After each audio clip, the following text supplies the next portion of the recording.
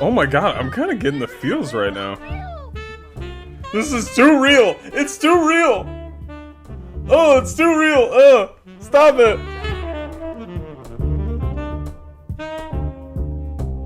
I think it's good.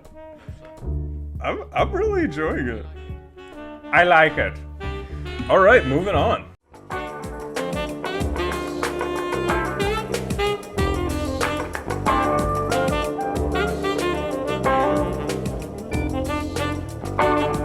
Welcome to Bread of the Wild. Brett. Ted, fix it. Make it say Brett of the Wild.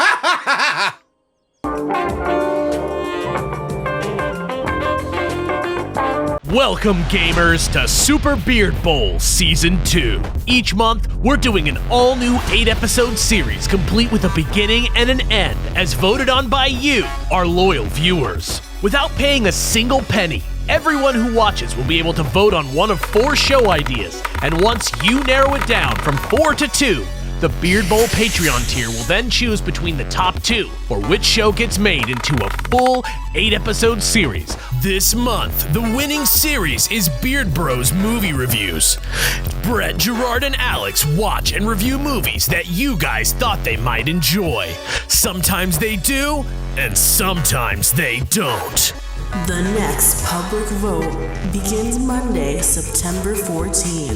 So until then, just sit back, relax, and enjoy another incredible episode of Super Beard Bowl.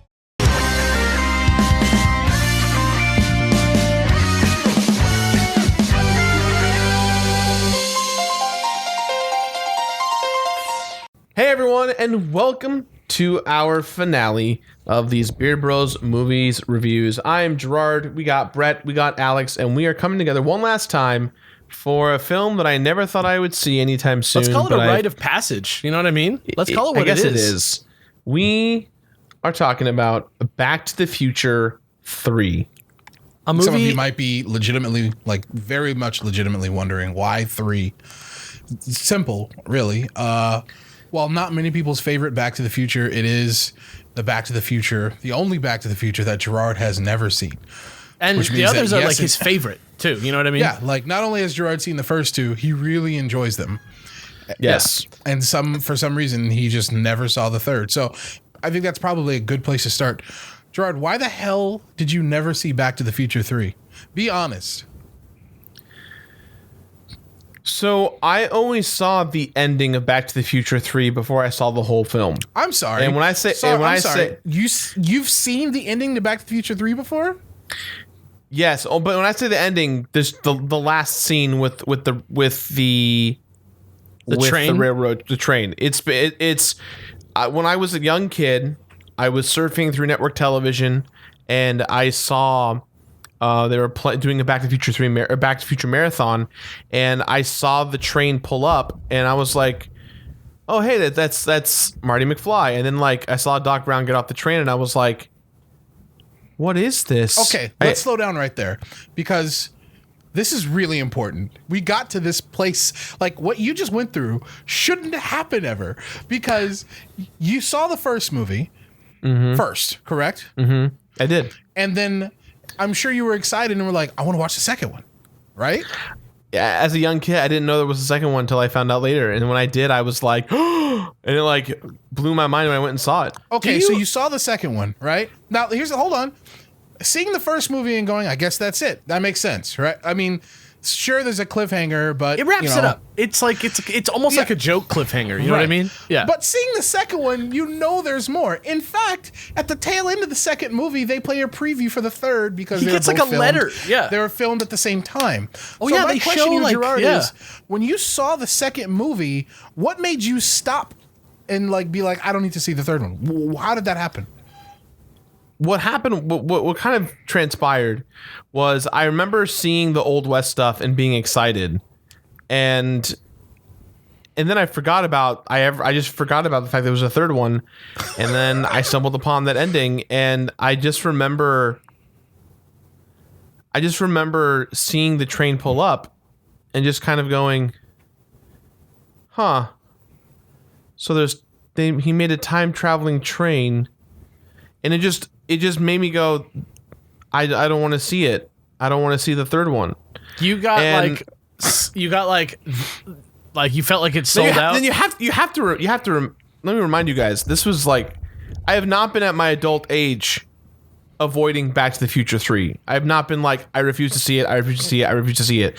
This is a young Jirard who ran into this situation and just was like, I'm good. You know, like just was like, I don't need to know what happened. In my mind, Marty McFly is still stuck in 1955 waiting to figure out what happened to the doc. Like that's where it ended for me.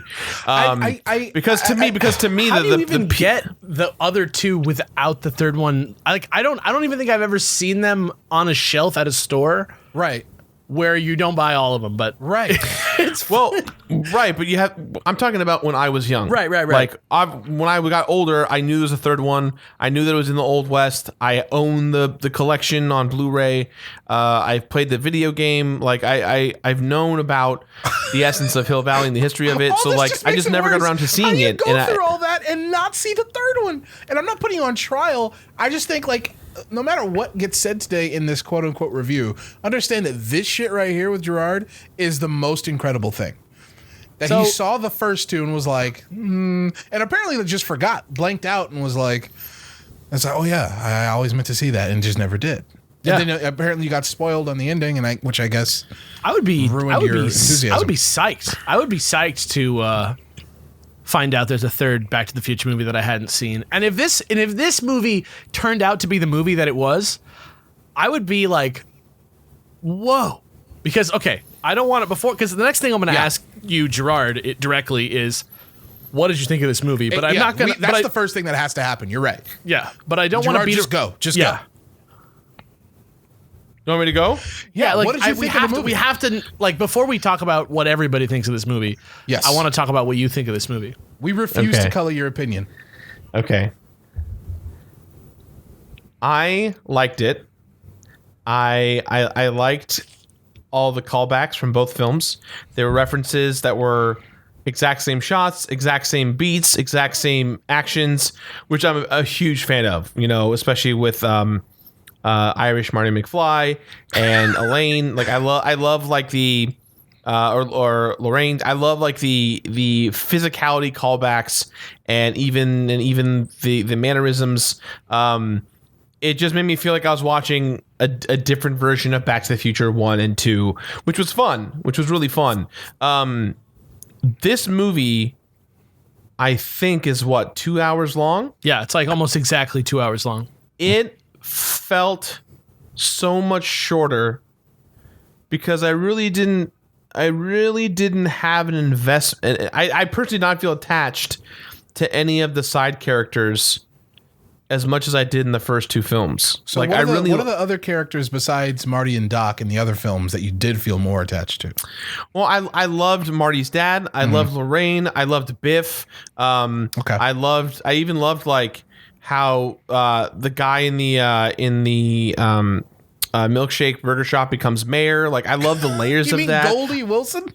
Yeah, I love the fact that like the teachers like discipline, you know, the bald teacher. Strickland. Yeah, Strickland. Yeah, Strickland. And I love how they incorporated him into the third film for this one, for that matter. Just little things like that were really cool. But in this film we kind of have that same essence, right? We've got, you know, we do have the Biff, we do have Lorraine. Yeah, all the analogs are there, sure. Yeah, but you felt they less just for them. I felt so much less for them compared to the second and Do you first know film. why? We spent less time with them. Did we really? We spent so much less time with them. Lorraine and Crispin Glover, the two of them were the centerpiece of both Back to the Future 1 and 2. And then the third one, I don't know about that. you have to think about it though. Think about it.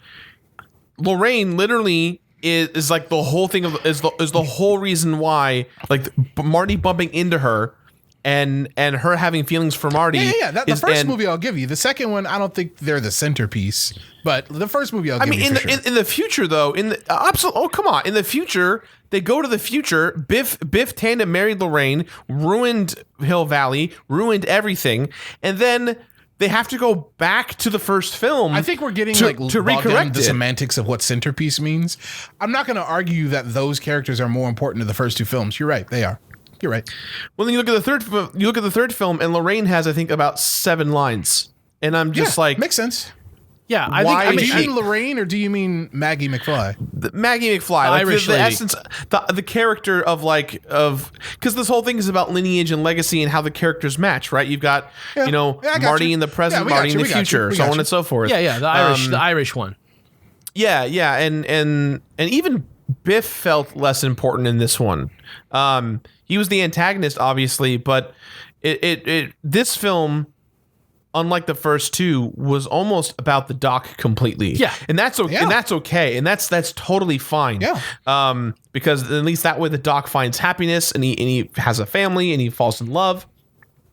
But even with his wife, we didn't get to spend that much time with her. We didn't really get to know her other than she's a klutz and she's a teacher and she has a passion for science like he does. True. But there just wasn't a lot of character development and growth, in my opinion, compared to the first two films. And I was surprised how Marty changed from the beginning to the end because wait, the beginning to the end of this film specifically? Yeah, because it kind of tied into the second and third one a little bit. I would love to hear more about that. I want to hear your thoughts on that.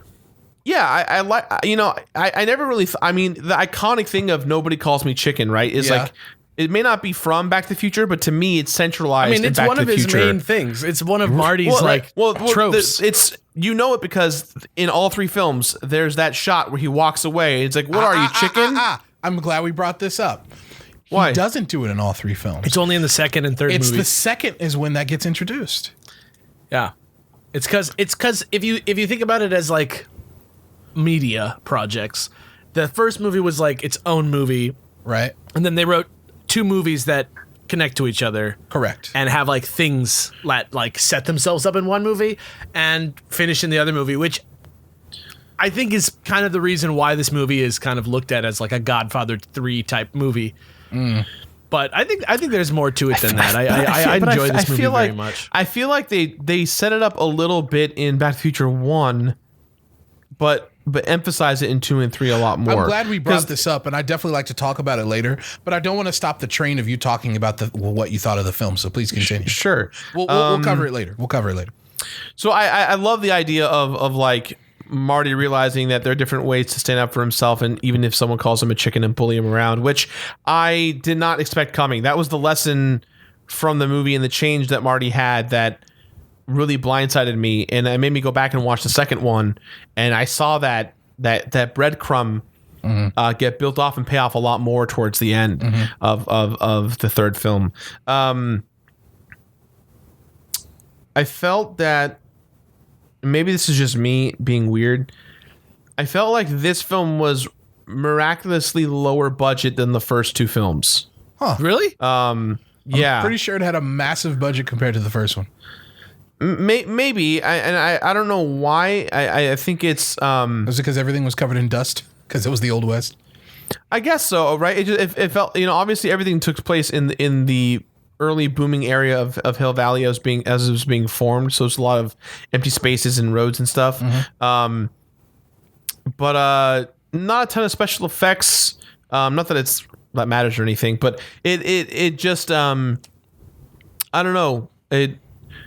I kept asking myself, like, within 2 hours, did I feel like I was getting the same vibe and feeling from the first and second film as they've been consistent so far? And I feel like it's yes with an asterisk. Like, if I had to like give it an effort grade, I would say it was like a B+. You know what I mean? But right. I think compared to the other 2, in my mind, they were A+. So it's let like, me ask you one last question then, Jirard. Let me guide you back on a path that we could all walk down.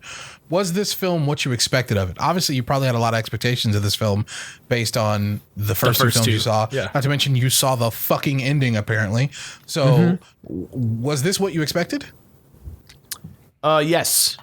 Wow, okay. It was exactly what I expected. The only thing I did not expect, the only thing that really surprised me was the which was the arc of Marty standing up for himself. That was I didn't see Really? and recognize that payoff as You well as weren't I thought I surprised did. more by the fact that this was Doc's story? No, because of the ending.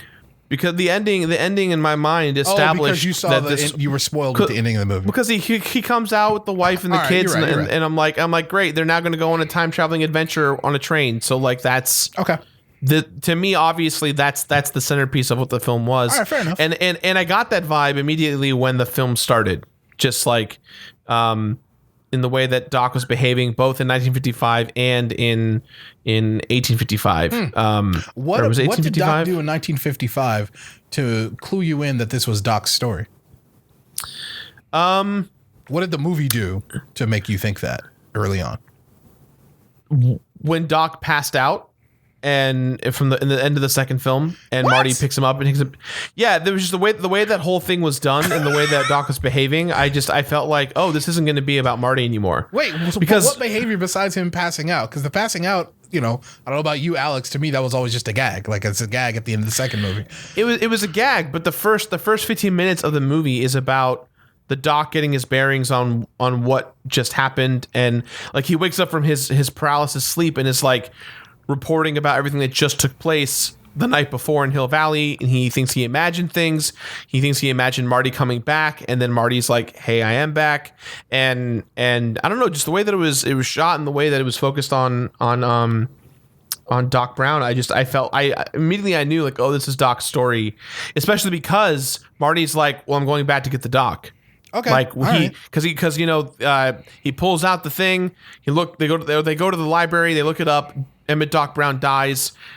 That solidifies his option of I have to go back to get the Doc, especially because of the fact that the Doc is like, don't come back for me. Go back to the present. All right, fair enough. And the fact that Doc Brown does that and goes, or that Marty goes, no, I'm going back for the Doc. Okay. Yeah. What about you, Alex? What are your thoughts? Yeah, I feel like I talked the whole time. I I'm think sorry. this movie You don't have is to be like no. Hold on. You don't have to be shut up. You don't have to be sorry. Like we wanted this. This is why we did this. You know. Yeah, the whole treasure here is that you have not seen this movie. So I was very interested to hear what somebody who didn't grow up with this movie thought of it. Right. And I happen to know that in general, like people who watch these movies consider this one kind of the weird one, and True. it definitely is the weird one. True. And like I think that the thing that I think rubs people a little bit of the wrong way about this movie is that I don't think it's like an incredible sequel to the other two movies. I think like this movie takes a bold step with the like world of Back to the Future that tells you like, oh no, like the world of Back to the Future and the trilogy that this like the three stories that you're going to learn actually does step outside of the like George and Lorraine McFly like paradox set in Hill Valley in the high school, like that one fateful night. Like even the Biff stuff from the previous movie, like because it kind of ties in and like drives you back to that same where they do the trick of like looking at the same scenes, different angles. You kind of feel like the first two movies are like a unit, even though the second movie does some like pretty comic booky stuff, like compared to the first one with regard to time travel. But then this movie, it's like, it feels like almost like an IDW like current comic of Back to the Future. Like if this movie didn't exist, I would never expect the next one to be about like Doc finding love. Right. And I'll say this, I love everything about it. I think fucking Christopher Lloyd does a great job doing this, which like nobody when he took the role of Doc, I am positive that like he never thought to himself, and I'm gonna fall in love by the end of the story. Mary Steenburgen is always excellent. She's great in like every movie, especially when she plays this type of character, like a damsel in distress. If you haven't seen Going South with Jack Nicholson and Mary Steenburgen, that movie is like fucking top tier Mary Steenburgen, and she's great in this too. She's like so you can't help but like her. You know what I mean? And, I think that to speak to what Jirard was talking about for a second, like about how it feels like you don't get as much of the side characters in this movie, I think that that's kind of more like a casualty of the fact that this movie like shifts focus onto the character of Doc, and Doc doesn't have like a Majora's Mask of characters, like intricately. I kind of half agree. Like, I think we're all basically on the same page here, and I think you're right. Where most people would probably agree with us, where it's like this is the weird one, right? And I think that there are certain reasons why this does feel like the weird one. Make sure I'm saying weird, not bad. I like this movie. Yeah, I like this movie too. It's definitely my least favorite of the three, but they're all great. So, and I think one of the big reasons why this movie does feel weird, I think you already talked about, or rather you didn't talk about yet, which is like, the setting is so far removed from the present, and that doesn't really mean anything because we went to the far-flung future, whatever, or not far-flung, but we went to the future. But I think the big difference between all the places that we've gone throughout time in the series so far is that 100 years in the past, we are not able to see how the relationships and how the people that we know have developed because they don't exist yet. Yeah, everywhere else we've gone, we've seen, oh, that's how you are now in this time, you character and you character and you character. But here, all we see are analogs and not the characters themselves. So that might explain why it feels a little bit weird. Not only that, the thing that I think you were hinting at before, I think this might be the reason why this one feels a bit weirder than the others, is because, and this isn't a bad thing, but I did notice it. I think the stakes in this one are a bit smaller, especially compared to the last film. The stakes in the last film eventually got to the point where it's like, Marty, the universe is going to explode. Like, this is where Rick and Morty came from. I swear to God, like, Marty, don't look at yourself. Like, if your fucking wife sees your wife, they're going to die. We're all going to die.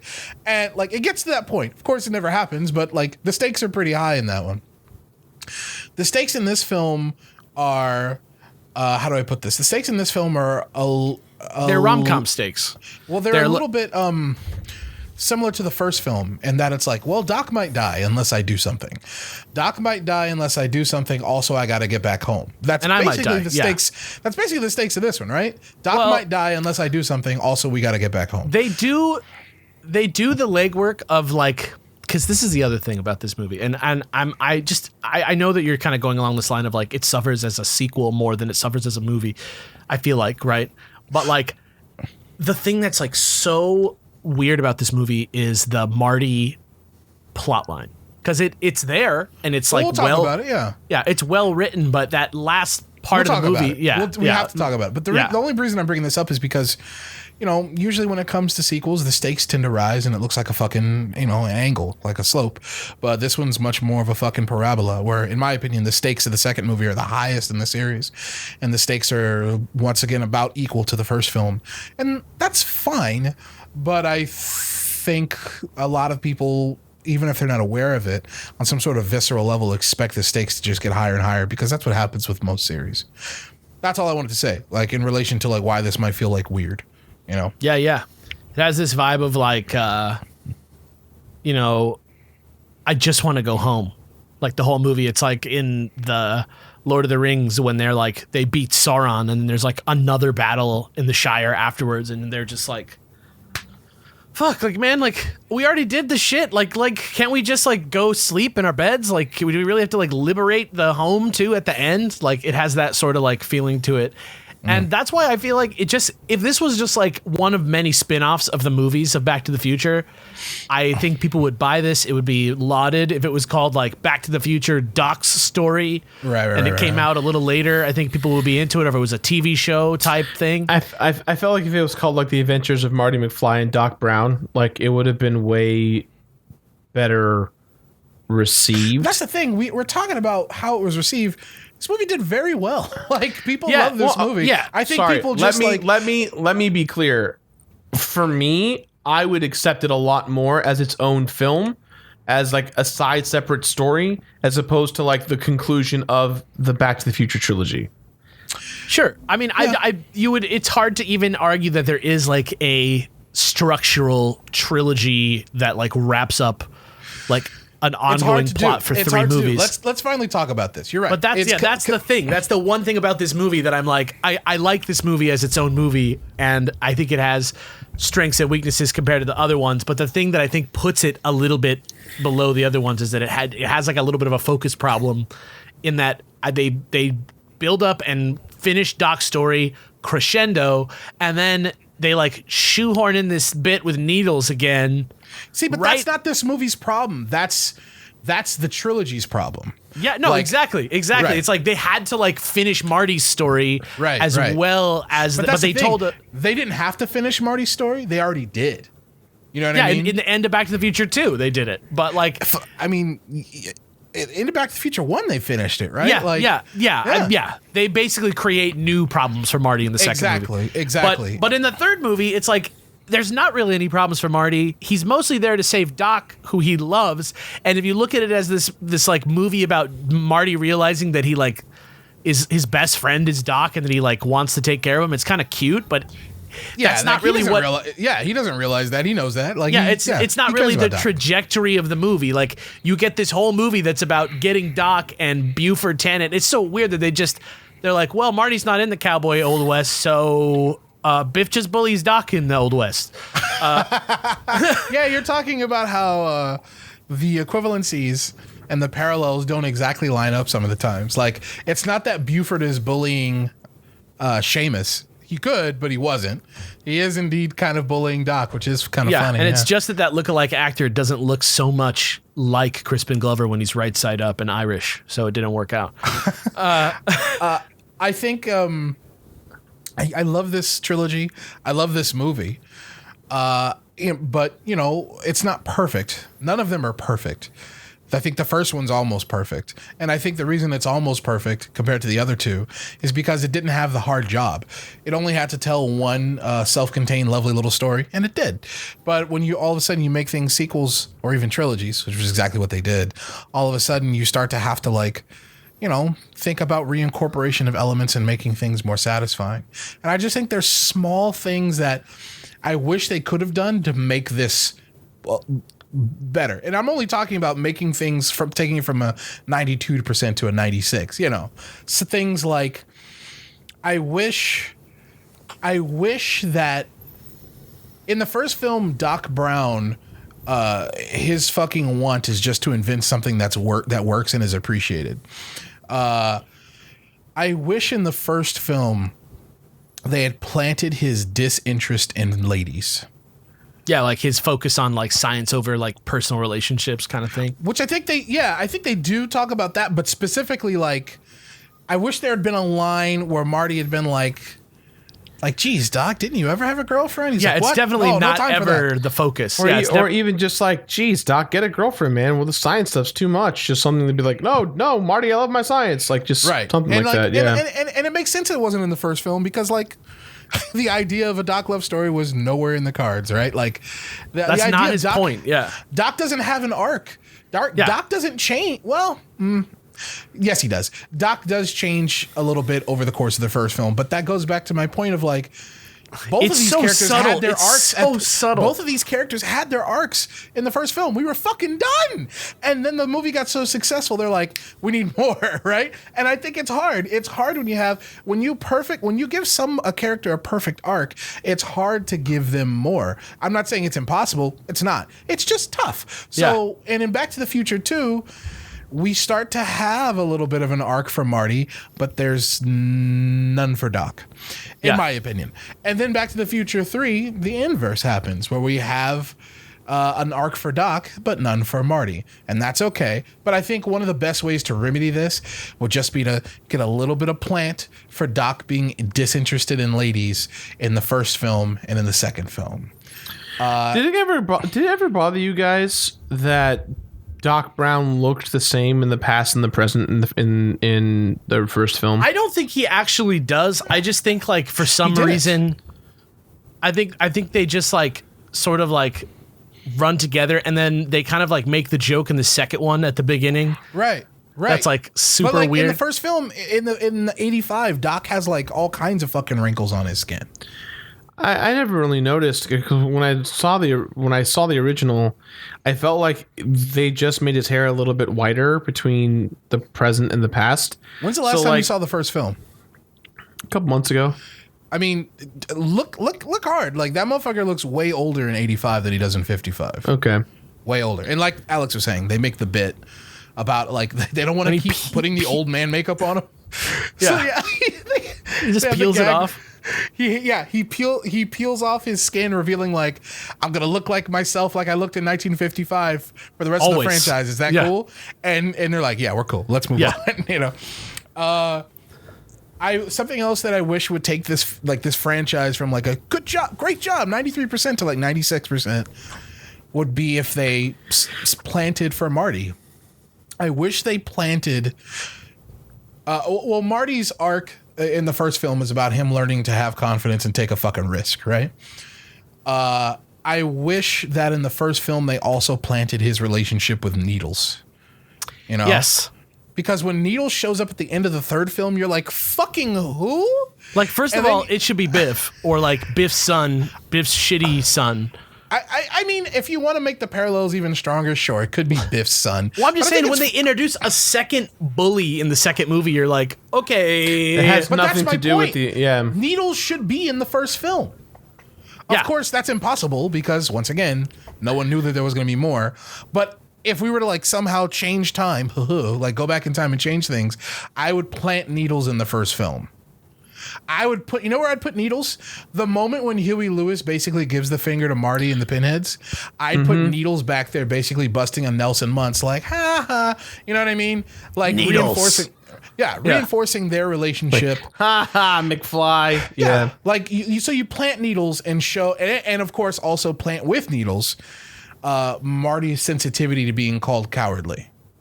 Plant that shit. I think that makes the whole trilogy much, much stronger.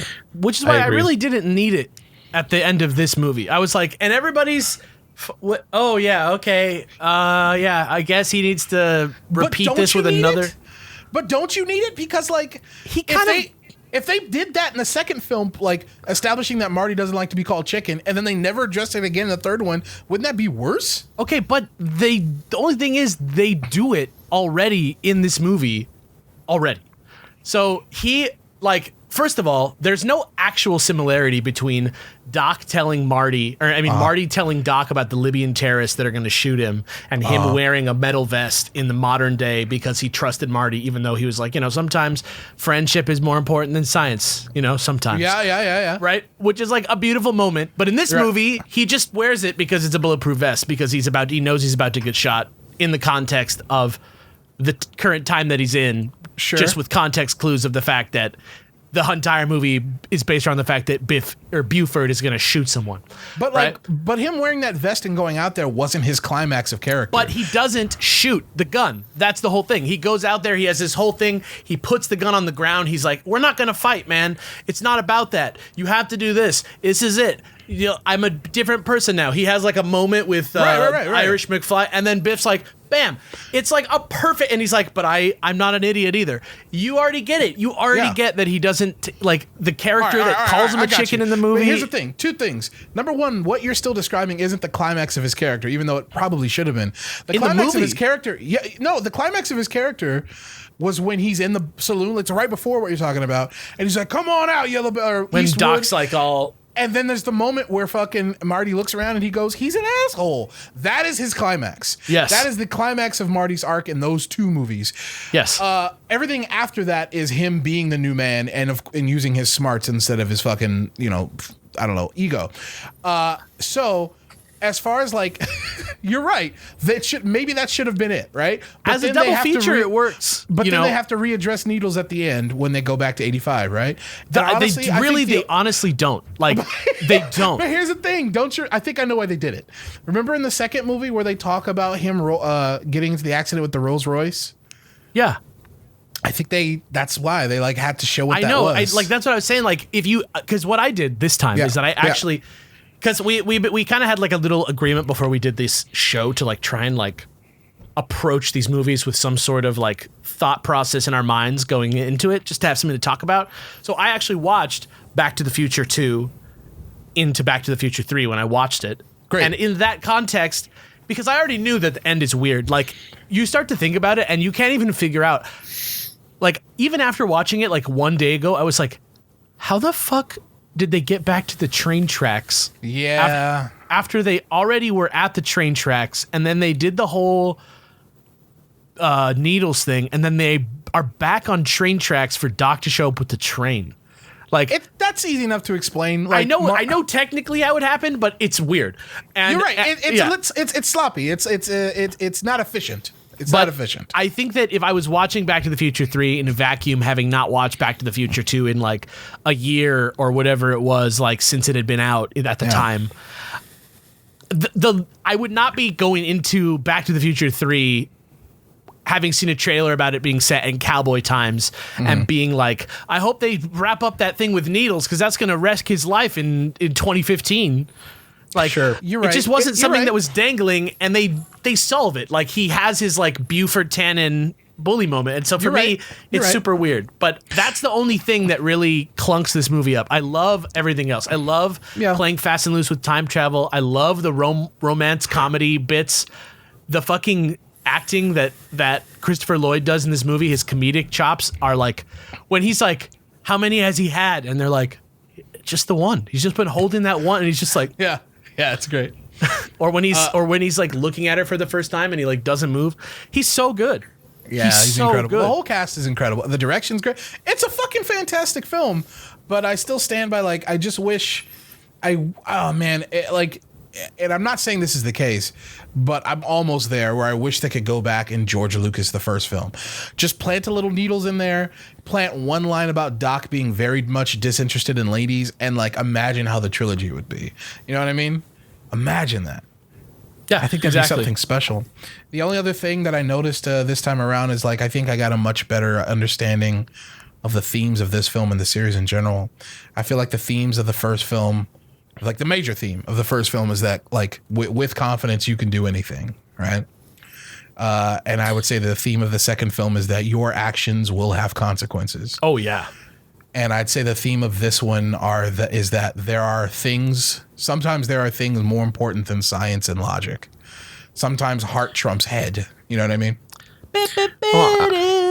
Well, I was going to say too, the other theme obviously is no matter what happens, you decide your fate. That's not the theme of this movie. That's the theme of the trilogy. Yeah, that's the Back to the Future whole deal. That's the cool thing. Yeah, but I guess what I mean to say is this film, not that it needs to say it, but at the very end, Doc's last line is that. It's like, we're not tied to exactly to fate. You are what you make of it. And exactly. I think and I feel like while that is the theme of the whole trilogy, that was not the theme of the first film to the last few moments, and then like that was the gray area of the entire second film. If that theme that you just described had to be attributed to one film, I definitely think it would be the second one, if anything. Mm-hmm. The future is the future is what you make it, so make it a good one.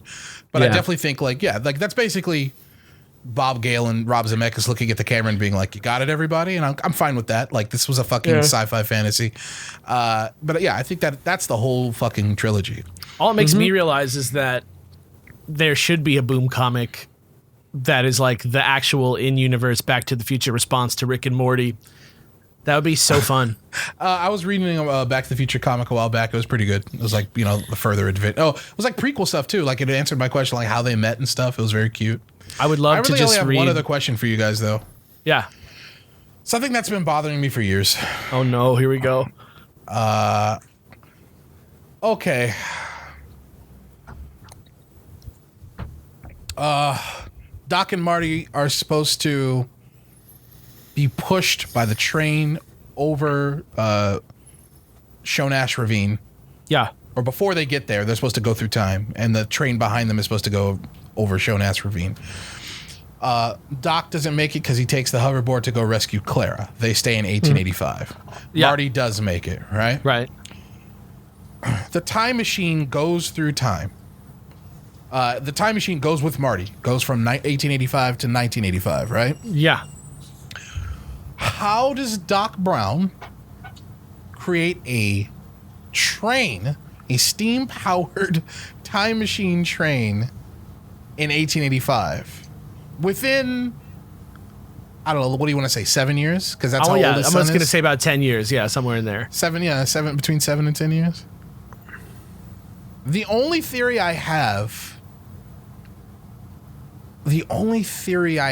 have breaks time, I think. Council is of Reed becau- Richards.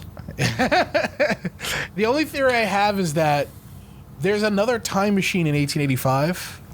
That's supposed to be waiting for Marty in 1955. Exactly. That he doesn't. That's that the he one that hides Marty in- takes back. But if he like, Right. but if Doc like, fucks with that, then Marty can't get it to then go back to the past to get Doc. Yeah. so what the fuck? Yeah. Unless Yeah. he then replaces it. So you're talking Bill and Ted logic, like.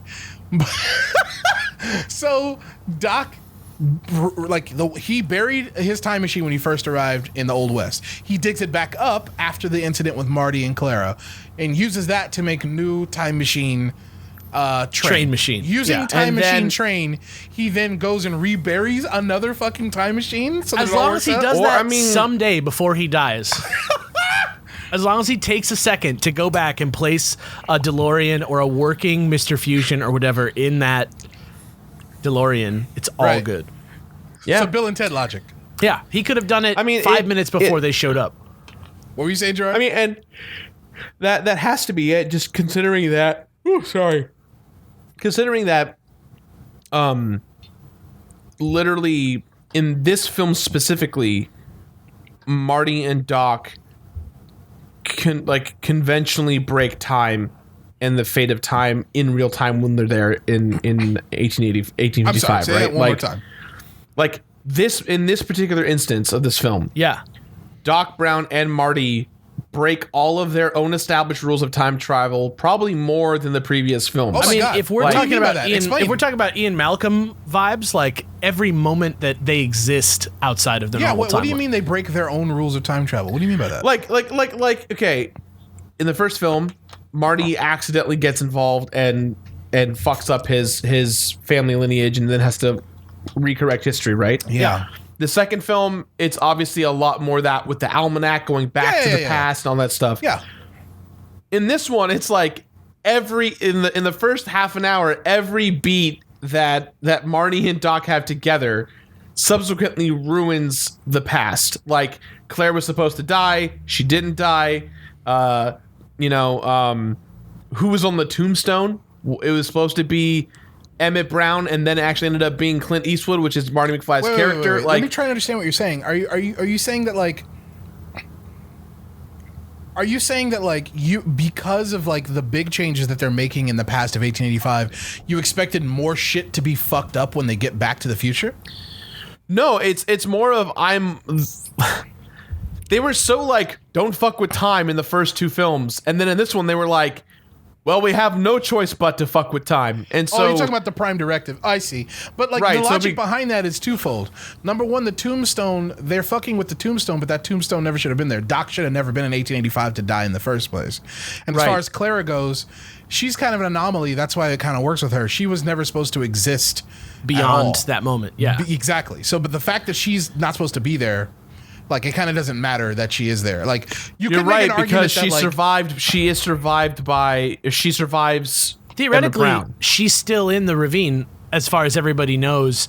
Like the train still went off the cliff in 1885. But Doc Brown saved her, so she didn't die. she and didn't that's die, why. but maybe they just were like, yes, she did. And then course corrected, you know what I mean? And then she just is now. Well, remember, out. they call it the Eastwood Ravine at the end of the trilogy. that's so right. they think that Marty's character died. Right. You know? Which That's in a way right. he did. God, you know? I never noticed that Eastwood Ravine. That's so The fascinating. Twin Right. Pines Mall. right. Yeah. So, like, I mean, I think everything that you're bringing up kind of makes sense within the rules of the universe, but in the rules of general, like, chaos theory and time travel, the moment Doc went back to 1885, Marty in 1955 should have been greeted by a fucking dinosaur. Like, The just moment- based off chaos theory. The moment time travel was invented, the world should have exploded. Exactly. But so, you know. Yeah. Final thoughts on this film? 4 out of 5. Love this movie. Oh, it's stars? just Okay. It's just a weird ass sequel that doesn't really land on its feet, and it has that weird extra like growth on the end of it that doesn't really make sense with needles. That I just think is totally out of place. It should be at the end of the fucking second movie if it's anywhere. You need that, bro. You need Put it that. at the end of the second movie if you're gonna put it anywhere. It really doesn't make sense why it's at the end of this movie. If you just Because cut, it's the end of Marty's arc. but if you just cut that one scene out and just let this be the Doc movie, and you let that be the Marty movie, and you just put that right at the end of Back to the Future 2 when he leaves her on the fucking porch and wakes her up. If they just did that, it would make so much more sense because they mention it in the same fucking movie instead of it. They mention it 4 minutes before it happens in this movie. It's crazy. I gotta agree with you on 4 out of 5 stars. This movie's fucking great. I love it. I think the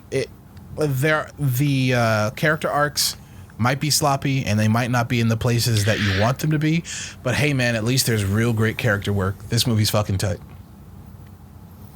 Yeah, I'd give it like a 3.9, 3.8 out of 5. He's like giving it a 4, but with an asterisk. That's what I'm saying. He's like, I don't want to go that far, you guys. Come on, man! It's my first time seeing the movie. You expect me to just give it a perfect review? I mean, to it? I don't expect you to do anything, but the thing I didn't expect you to do was get so granular as like 3.8, maybe 3.94. We've very funny. done weirder stuff like that before in the previous reviews. You're probably right. I think I'm not like, how do I make it? Barry and I, a lot of Michael and I's relationship growing up in high school together was looking at films that were almost great or really, really bad and figuring out ways to workshop them to make them feel closer to a more, like, not perfect circle, but like more in line with what would make a good film, right? And I think if you guys don't mind, I'd like to offer a suggestion to an alternate what if Back to the Future 3. I mean, that's kind of what we're already doing, but go on. Yeah. Well, I would have loved to have seen, I would have loved it. I don't know how. I'm not a chaos theory time travel man. I don't know enough about it to get the granular going, but I would have loved it if Marty stayed in 1955 and somehow communicated with Doc Brown in the past to then like the fact my favorite thing about Back to the Future 2 was when Marty gets the envelope. Like when I saw that, I was like, that's fucking awesome. I love it. Like, you didn't see the third one, which is crazy to me, but continue. I know. I was young. What do you expect? You know what I mean? Like when you're a kid watching movies and games and stuff, it's not like you could just go onto Amazon when I was 5 years old and download Fair enough. stream Back to the Future 3. So what are you saying? Right? You wanted a third movie that was like them communicating throughout time? Like It's just pals? the world of 1950s Hill Valley, like up until the third movie is Back to the Future, right?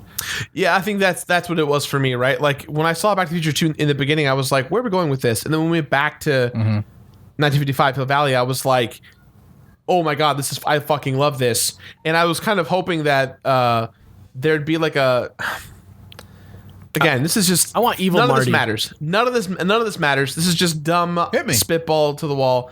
I would have loved it if like somehow Doc could still communicate to Marty in 1955 to get him to come back to go get him in the past. Isn't to that fix what the happened? past.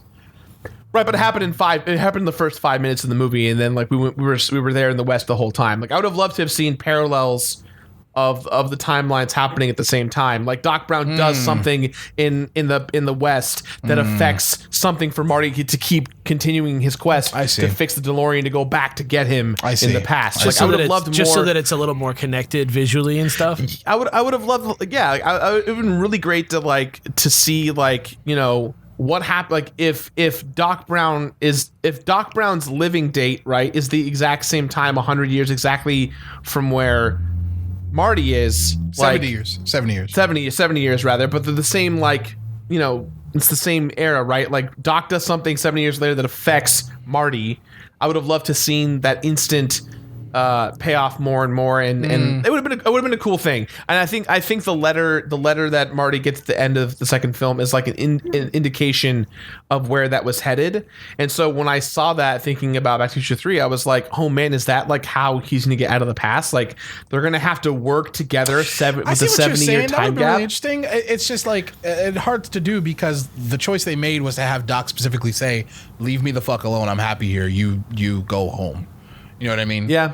Like Doc didn't want to have any help getting back to 1985. So But I think that would have been kind of interesting to like kind of like leaving clues for your homie 70 years in the future. That'd be kind of interesting. Yeah. Well, especially because there already is a Doc Brown in 1955. Exactly. I feel like that was always that was the coolest part about all those films is that like no matter what timeline Marty was in, he had the Doc, and I loved that, and I would have loved to have seen like and I think Alex, you brought up in the beginning, and Brett, you brought it up too, like the fact that Marty has this unspoken admiration and respect and love and trust for Doc Brown. I would have loved to have seen that challenged more and more. I would have loved to have seen, that Toy Story 3 moment of like Marty has to really buckle down to save the Doc. Because in the end, he doesn't really save the Doc, right? He just goes to the past and they get out together. But it's not like Marty McFly, other than bring the DeLorean back to the past to get him, there's not really like a high stakes payoff for Marty getting in the way of saving his life, or really having any kind of. There's no like I'm erasing myself. Yeah. Well, it's just it comes down to the note of we have to go back to the future. We have to go back to the present, which is the whole see through. But I would have loved a little more stakes. I think attached to it is what I'm getting at. Anyways, I've just confused you guys more. That's my thoughts on Back to the Future 3. I loved it. I thought it was a good time. Guys, thanks for watching. Any last words, guys? Thank you for letting us do a whole series of us talking about movies. It seems like you guys are liking it, and I'm glad you guys tried something new with us. That's really cool. This has been Beard Bros Movie Reviews, the show where we just wax nostalgic about movies for increasing periods of time somehow. I guarantee this has gone on for an hour now. Yeah, but hey, I will say though, people love it though. People, I see the comments. People are saying they love the long movie review talks.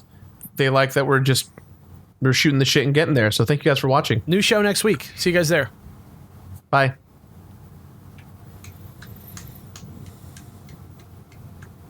Oh! You won't know waggity sex no more. Waggity sex. Kill that man. No. Why not? You I can just take an elevator. No more. Waggity sex. Used to be wackety sax. Waggity sex. Waggity sex. Waggity sex.